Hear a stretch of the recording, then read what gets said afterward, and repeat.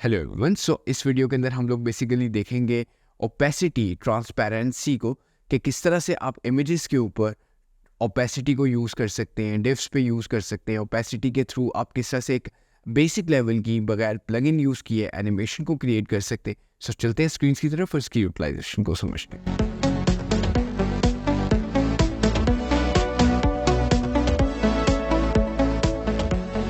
Screens की तरफ हम लोग बेसिकली आ गए और डिस्कस करेंगे ओपेसिटी को, जिसको हम ट्रांसपेरेंसी भी कहते हैं। अगेन आपके पास CSS के अंदर बहुत ज़्यादा कंट्रोल होता है कि आप किसी भी एलिमेंट की ट्रांसपेरेंसी या ओपेसिटी को कंट्रोल कर सकें। ये बेसिकली 0.1 से लेकर, यानी कि 0.12 से ऑनवर्ड्स, ये आपके पास 1 तक होती है। ओपेसिटी को चेक करते हैं, तो इसके लिए हम सबसे पहले अपना एडिटर लोड कर लेते हैं और यहाँ पे हम एक नई फाइल बना देते हैं। ओपेसिटी के नाम से हम यहाँ पे लिख लेते हैं और ये हमारे पास इमेज टैग को यूज़ करते हैं और ये हमारे पास आ गया। अगेन डिस्कस करने से पहले मैं यहाँ पे गूगल में बेसिकली लोड भी कर लेता हूँ इवेंचुअली। और अगर हम यहाँ पे वापस जाएं और पोर्ट को डिस्पोज करके दोबारा से गो लाइव करते हैं, हमारे पास यहाँ पे पेज भी खुल गया। ठीक है, यहाँ पे हम ओपेसिटी को लिखते हैं, ओपेसिटी CSS, और ये हमारे पास ओपेसिटी आ गई। इवेंचुअली और अपने ओपेसिटी एंड CSS टाइटल भी एक बेसिकली हम दे देते हैं और ये हमारे पास टाइटल भी आ गया इवेंचुअली। प्रॉबली अगर हम ओपेसिटी को, जैसे कि मैंने आपके साथ डिस्कस किया, 0.0 से लेकर हमारे पास 1 तक होती है। ठीक है, ओपेसिटी आप किसी भी एलिमेंट को दे सकते हैं, आप किसी भी इमेज को भी दे सकते हैं, आप किसी भी चीज़ को ओपेसिटी दे सकते हैं। जैसे कि मैं यहाँ पे अगेन क्योंकि इमेज को देना थोड़ा सा बेहतर रहेगा एज़ कम्पेरेटिवली, कुछ जगहों पे ओपेसिटी इमेज को ही दी जाती है। यहाँ पे अगेन हम एक इमेज रैपर ले लेते हैं और हम प्रॉबली एक यहाँ पे इमेज यूज़ करते हैं। देखते हैं हमारे पास कोई इमेज भी है या नहीं।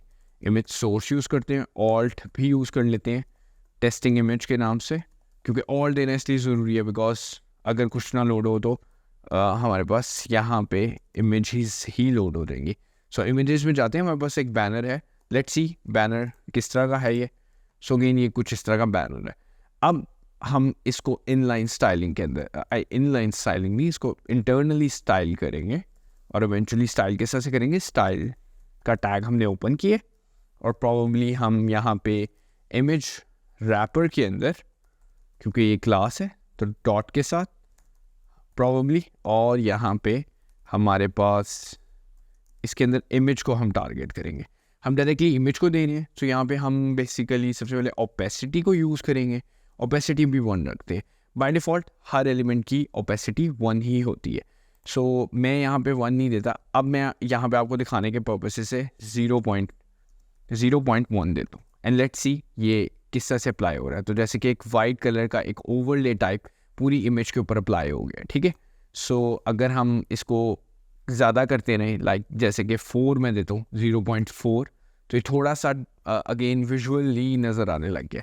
तो अगेन मैं 0.5 देता हूँ और एक छोटा सा इफेक्ट भी बनाता हूँ इसके साथ। ये विजुअली क्लियर है। और जैसे ही मैं कहूँगा कि इसके ऊपर अगर मेरा होवर यानी कि कर्सर आए, ये 0.1 हो जाए।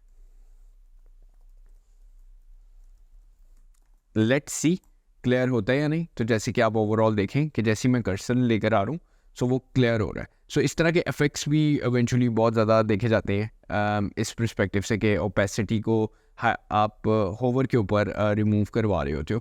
ये बेसिकली WC स्कूल के अंदर भी ये दिखाया, और इफेक्ट भी ट्रांसपेरेंसी, होवर इफेक्ट भी इसी तरह से उन्होंने क्रिएट किया हुआ है। इमेजेस के ऊपर ओपेसिटी लगाई है एंड देन फिर उसकी ओपेसिटी 1 कर दी है।